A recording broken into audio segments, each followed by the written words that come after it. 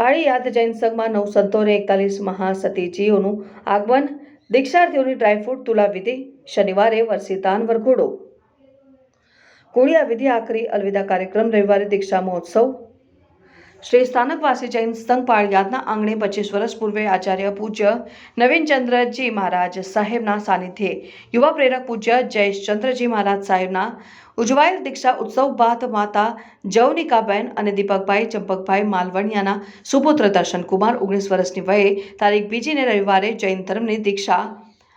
કચ્છાધિપતિ પૂજ્ય શૈલેષચંદ્રજી મહારાજ સાહેબના મુખે અંગીકાર કરશે। આ દીક્ષા મહોત્સવની વિગત આપતા JSM પરિવારના યુવાનોએ જણાવેલ કે દીક્ષાર્થી દર્શનકુમારની ડ્રાયફ્રૂટ તુલા વિધિ અને ભાઈ બહેનની રક્ષાબંધન કાર્યક્રમમાં પૂજ્ય જયેશચંદ્રજી મહારાજ સાહેબ ગોંડલ સંપ્રદાયના શતાધિક ઉપાશ્રય નિર્માણ પ્રણેતા પૂજ્ય શ્રી ધીર ગુરુદેવ તથા સંઘાણીના ગાદીપતિ પૂજ્ય મંથક મુનિ મહારાજ સાહેબ, ગોપાલના પૂજ્ય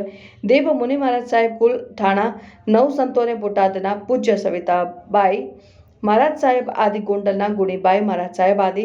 જમરામરના પૂજ્ય આરાધનાજી મહારાજ સાહેબ, ખંભાતના પૂજ્ય નમ્રતાજી મહારાજ સાહેબ, તપાક કચ્છના શાસનદ્રુમા મહાસતીજી સહિત 41 ઠાણાનું સ્વાગત કરેલ પૂજ્ય ધીર ગુરુદેવ વિશાળ ધર્મસભાને સંબોધતા જણાવેલ કે અન્નના અનાદરથી બચવા, જમતી વખતે મૌન રાખવું સ્વાસ્થ્ય માટે લાભકારી છે। અનેક ભાવિકોએ પ્રતિજ્ઞા ગ્રહણ કરેલ। બપોરે દીક્ષાર્થીના ઉપકરણની સ્વસ્તિક વિધિ અને રાત્રે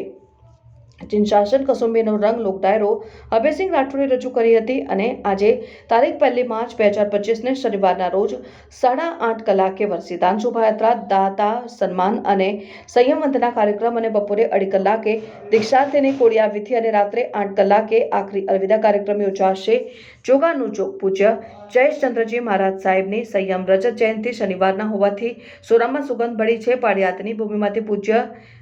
જયચંદ્રજી મહારાજ સાહેબ, આચાર્ય શ્રી પૂજ્ય નવીનચંદ્રજી મહારાજ સાહેબ, પૂજ્ય જયેશચંદ્રજી, પૂજ્ય ગુણવંતીજી મહારાજ સાહેબ, પૂજ્ય વસુમતીજી, પૂજ્ય રંજનજી મહારાજ સાહેબ, પૂજ્ય સુશીલાજી મહારાજ સાહેબ, પૂજ્ય રક્ષાજી મહારાજ સાહેબ, પૂજ્ય રોશનીજી મહારાજ સાહેબ, પૂજ્ય ચાંદ્રીજી મહારાજ સાહેબ, પૂજ્ય શુભ પદ્માજી મહારાજ સાહેબે સંયમ અંગીકાર કરેલ છે અને તારીખ 2 ને રવિવારે સવારે